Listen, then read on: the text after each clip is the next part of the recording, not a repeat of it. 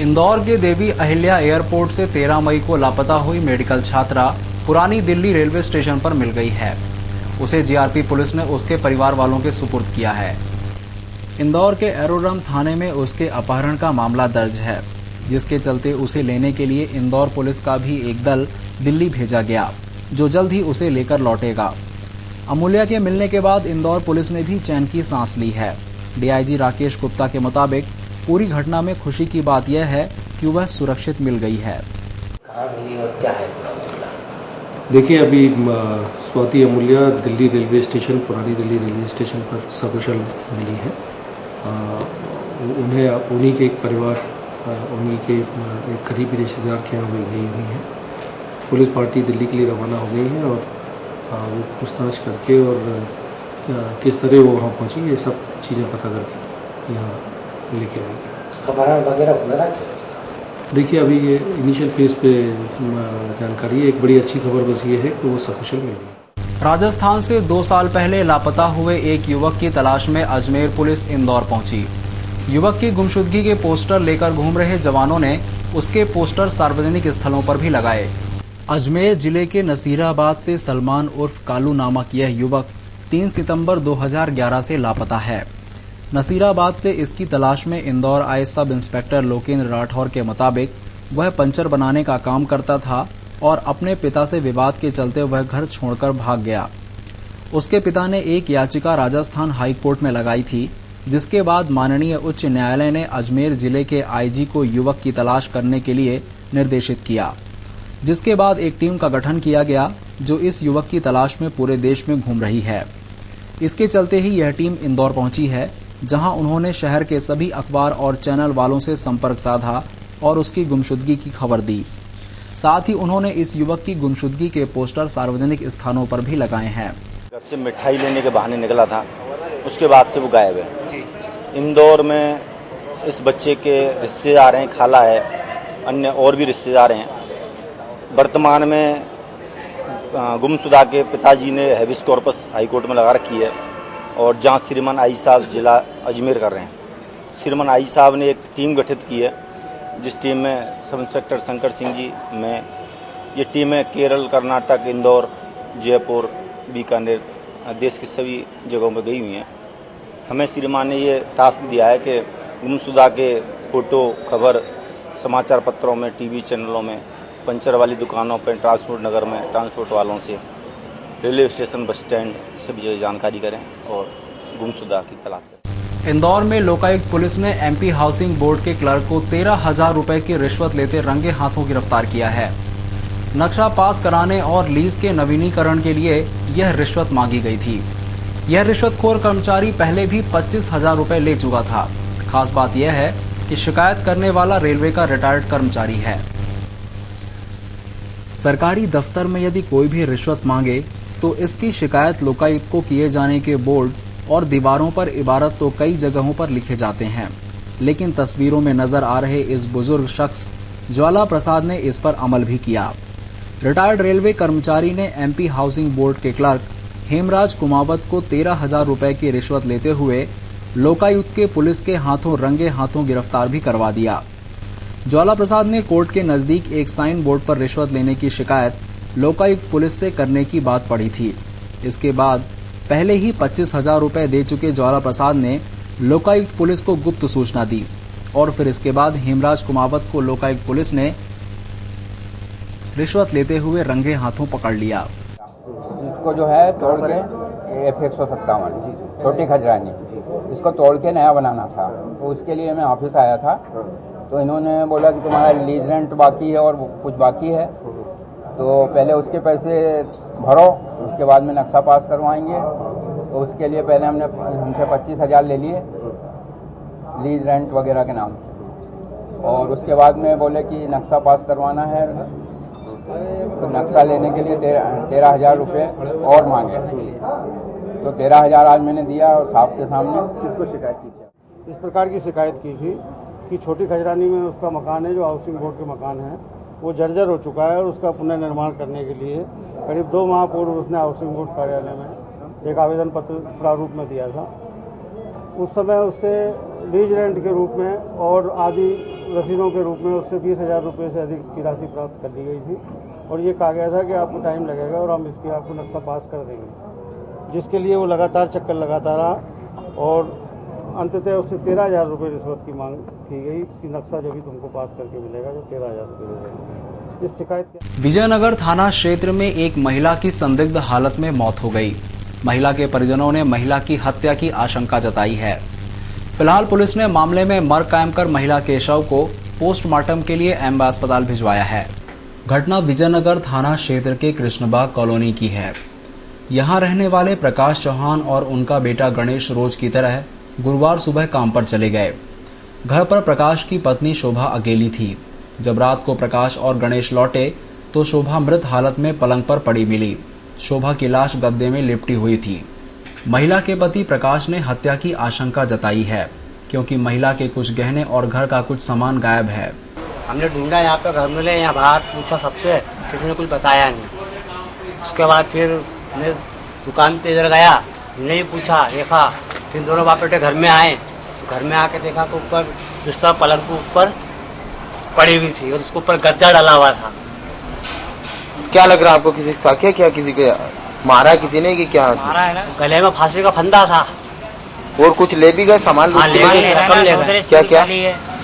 कान के, पाँव के दो, एक बड़ी पाइजे के पट्टी, तो 2 भगोने भी गायब है पीतल के, और आटे का थैला ऊंधा करके थैला गायब है वो। वहीं मामले में विजयनगर पुलिस ने महिला के शव को पोस्टमार्टम के लिए एम्बा अस्पताल भिजवाकर मामले की जांच शुरू कर दी है। उम्र 55 साल का शव आज उसके घर के पलंग पर मिला है। उसकी पति और लड़का उसका काम पर बाहर गया था। शाम को बराबर में देता है कि उसकी माँ मृतावस्था में पलंग पे ऊपर लेटी हुई है, गले में एक पतली टावल लटकी हुई है। तो प्रथमतः उसका मृत्यु संदिग्ध अवस्था का होना पाया जा रहा है। पोस्टमार्टम के लाश को सबको वहाँ भेजा गया है, इसकी रिपोर्ट के बाद भी इसी चीज़ कर सकती है। अब पुलिस को पोस्टमार्टम रिपोर्ट का इंतजार है ताकि महिला की मौत की वजह का भी खुलासा हो सके। खजराना क्षेत्र में बीजेपी के पूर्व पार्षद के परिवार के लोगों ने बच्चों के झगड़े के बाद पड़ोसी परिवार पर जानलेवा हमला कर दिया। हमले में 4 लोग घायल हो गए। गुरुवार रात खजराना क्षेत्र में बीजेपी के पूर्व पार्षद उस्मान पटेल के परिवार के बच्चों का पड़ोस में रहने वाले मुबारक पटेल के बच्चों से विवाद हो गया। बच्चों के झगड़ों के चलते बड़े लोग आमने सामने हो गए और उस्मान पटेल के भाई यूसुफ और फक्कू ने अपने साथियों के साथ मिलकर मुबारक के परिवार पर हमला कर दिया। हमले में मुबारक, मोइन, शबीर सहित 4 लोग घायल हो गए। बस छोरे आए, मारने लग गए गली में से करने और बोले कि हम दादा है, बदमाश है, ऐसा करने लग गए। क्या कुछ भी गलती नहीं थी, बस रोड पे से करने गुना था। ये उस्मान पटेल के कुछ रिश्तेदार है, उन्होंने वहाँ फ़ोन लगाया कि वहाँ भी मेरी रिपोर्ट होने वाली थी, तो पुलिस वालों ने ही मेरे को उल्टा मारा। वहाँ कोई रिपोर्ट की कार्रवाई नहीं हुई। वहाँ जो रिपोर्ट करने का आया था मैं, तो उन्होंने 101 की धारा लगा दी, मारा गुड्डी की। मामले में खजराना पुलिस ने आरोपियों के खिलाफ मामला दर्ज कर उनकी तलाश शुरू कर दी है। इंदौर के लाला का बगीचे में आज दोपहर नाबालिग का विवाह किए जाने का मामला सामने आया। सूचना मिलते ही महिला व बाल विकास विभाग का उड़न दस्ता मौके पर पहुंचा और नाबालिग किशोरी का विवाह रुकवाया गया। किशोरी की उम्र महज 17 साल ही है। मामला इंदौर के लाला का बगीचा का है। यहाँ एक नाबालिग लड़की पूजा जिनवाल की शादी हो रही थी। पूजा की बारात उज्जैन से आने वाली थी, लेकिन किसी ने महिला व बाल विकास विभाग को सूचना दी कि वधू नाबालिग है। इस पर उड़न दस्ते की टीम फौरन मौके पर पहुंची। टीम ने पहले वधू से बात की। इस बीच लड़की के परिजन दबाव बनाने लगे, लेकिन अधिकारी ने उनकी एक ना सुनी। इसके बाद जब नाबालिग लड़की के परिजनों से लड़की के दस्तावेज मांगे गए तो उसमें पूजा की उम्र महज 17 साल ही निकली। इस पर अफसरों ने समझाया कि जब तक युवती 18 वर्ष की नहीं हो जाती उसकी शादी नहीं की जा सकती है। आखिर लड़की के परिजनों ने शपथ पत्र देकर शादी नहीं करने को राजी हुए।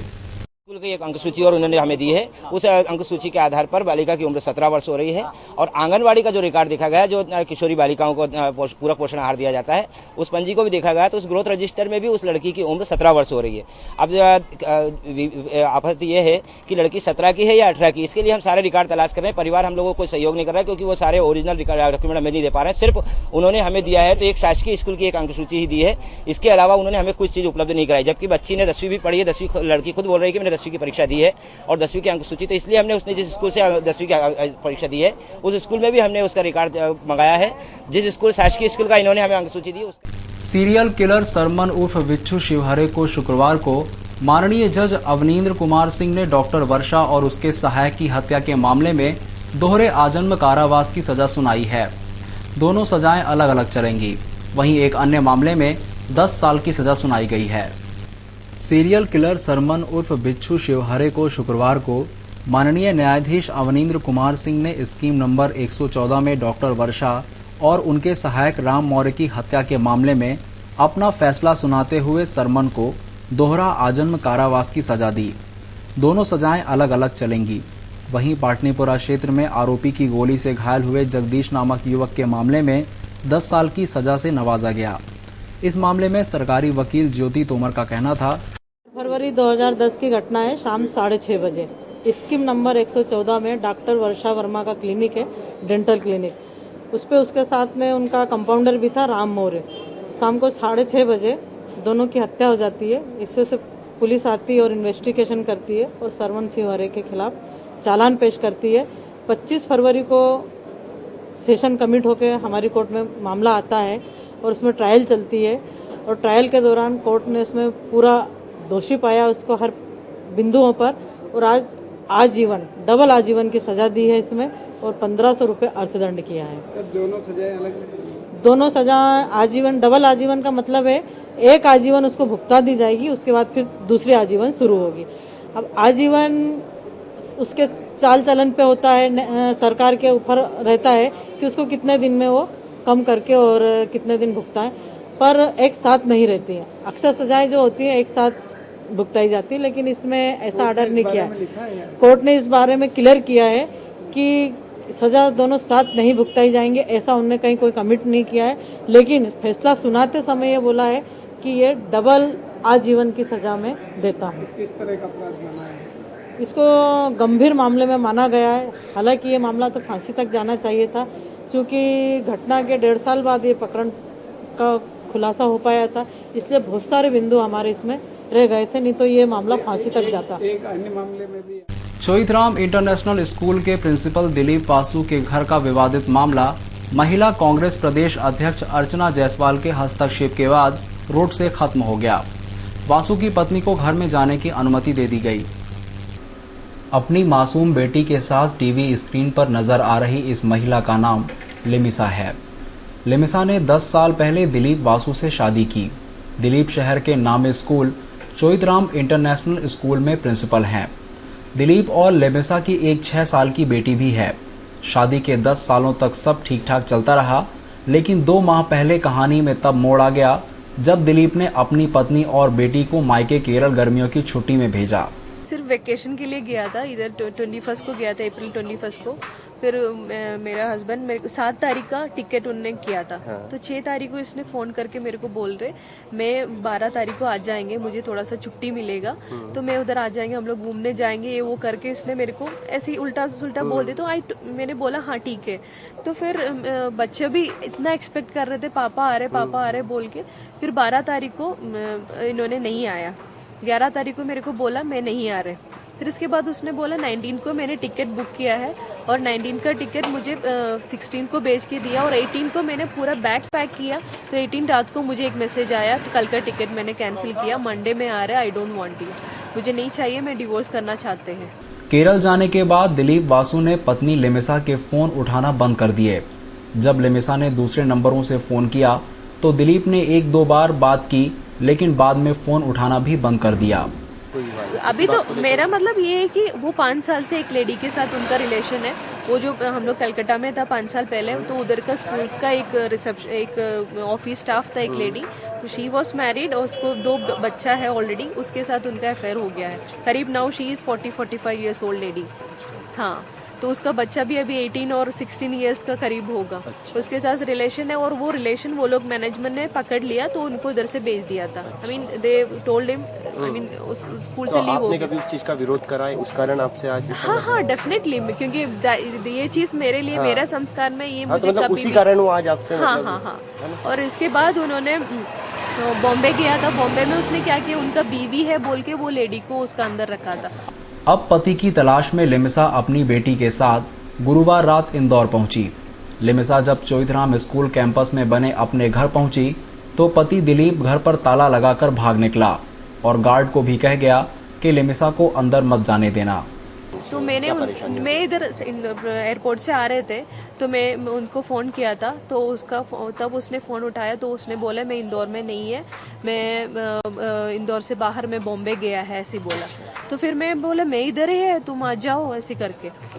तो मैं इधर अंदर घुस गया, मेरे गार्ड को पूछा, तो गार्ड ने बोला 10 मिनट पहले अपना गाड़ी लेके गया है। और मेरा पड़ोसी भी बोला, दूसरा इधर 2-3 जन को मैं पूछा, सब लोग बोला 10 मिनट पहले इन्होंने गया है। मतलब है इंदौर में, लेकिन हाँ जी। तो इंक्लूडिंग पुलिस टीआई ने उसको फ़ोन किया, उनको भी यही बोल रहे थे, मतलब मैं इंदौर में ही है, ऐसा बोल के। अभी उनकी तरफ से कोई रिस्पांस नहीं मिला? उसके बाद मैं कम से कम 20 फ़ोन किया है इन ए डिफरेंट नंबर, दूसरा किसी गार्ड से, जिसका नंबर मिल सकते सबसे नंबर से मैं फ़ोन कर रहे, बट फ़ोन नहीं उठा रहे। अब पति की तलाश में इंदौर आई लिमिसा घर के बाहर ही बेटी के साथ बैठी है, जबकि उसका पति अब भी फ़ोन नहीं उठा रहा। महिला अब आज स्कूल मैनेजमेंट और पुलिस के वरिष्ठ अधिकारियों को मामले की शिकायत करेगी। गुरुवार को निगम के अमले ने जेल रोड स्थित लोधी मोहल्ले का अतिक्रमण हटाने के बाद शुक्रवार की सुबह जेल रोड मेन रोड पर दुकानदारों द्वारा नालियों पर कब्जा कर बनाए गए ओटलों को ध्वस्त किया गया। गुरुवार को लोधी मोहल्ले में भारी विरोध और राजनीतिक दबाव को ठेंगा दिखाते हुए निगम की रिमूवल गैंग ने अतिक्रमण ध्वस्त कर स्थानीय नेता को सबक सिखाने के बाद शुक्रवार की सुबह रिमूवल का अमला अपर आयुक्त MS चौहान के नेतृत्व में जेल रोड मेन मार्केट पहुंचा और दुकानों के बाहर नालियों पर कब्जा बनाए बैठे ओटले चढ़ाव सहित अन्य अतिक्रमण ध्वस्त किया गया। इस दौरान हल्का सा विवाद भी हुआ। कार्रवाई के बारे में MS चौहान ने बताया,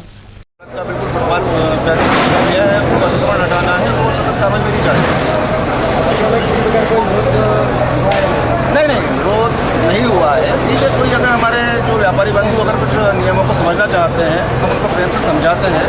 अगर वो विरोध करेंगे तो उसका विरोध को भी हम उसी तरह से शांत करेंगे जिस तरह से वो विरोध करेंगे। लिहाजा कार्रवाई रुकने का तो सवाल नहीं उठता, कार्रवाई होगी और पूरी होगी।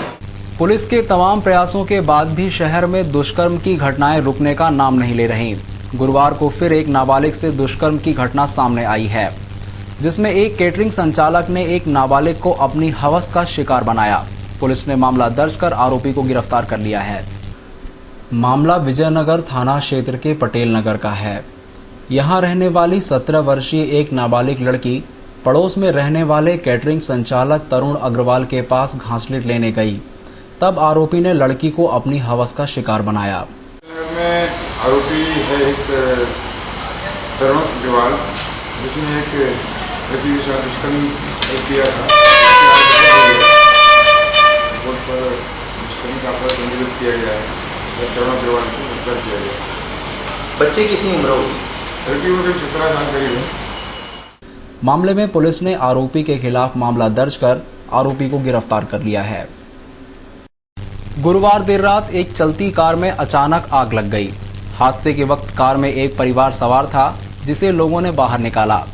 बाद में मौके पर पहुंची फायर ब्रिगेड की टीम ने आग पर काबू किया। घटना तुकोगंज थाना क्षेत्र के ढक्कनवाला कुएं की है। यहां देर रात एक कार में आग लग गई। कार में मुकेश डोली अपने परिवार के साथ थे। सभी लोग एक शादी समारोह से लौटकर जानकी नगर स्थित घर जा रहे थे। तभी कार में अचानक आग लग गई।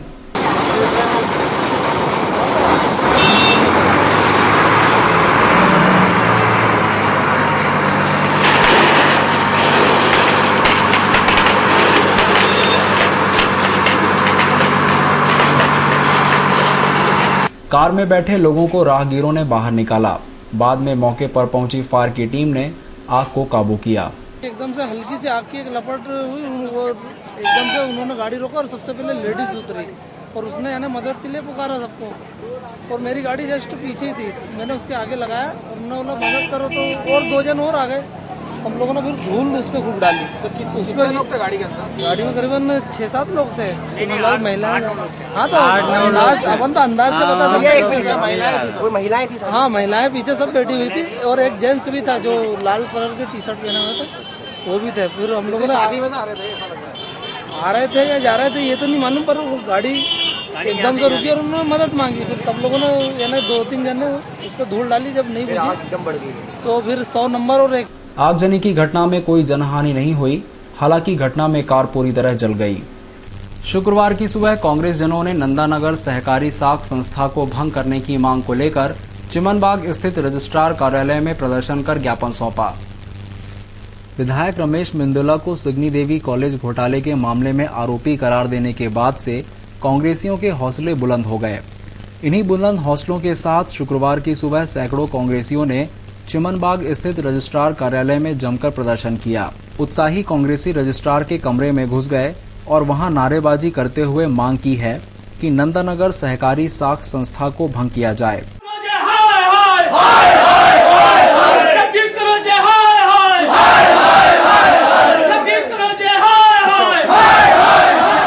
इस बारे में प्रवक्ता राजेश चौकसे ने कहा, वही संस्था से सुगनी देवी जमीन का घोटाला, उसी संस्था से पेंशन घोटाला, उसी संस्था में जो सदस्य हैं उनके मृत्यु फंड का पैसा रोका जा रहा है। काफ़ी अनियमितता किए जा रही है। चूँकि स्वायत्ता में वो संस्था थी, अब स्वायत्ता नियम खत्म हो गया, तो अभी तक जो संस्था में डायरेक्टर थे वो सबके सब मेंदोला समर्थक थे। इस कारण उन्होंने जो ज्यादती करना थी वो करी।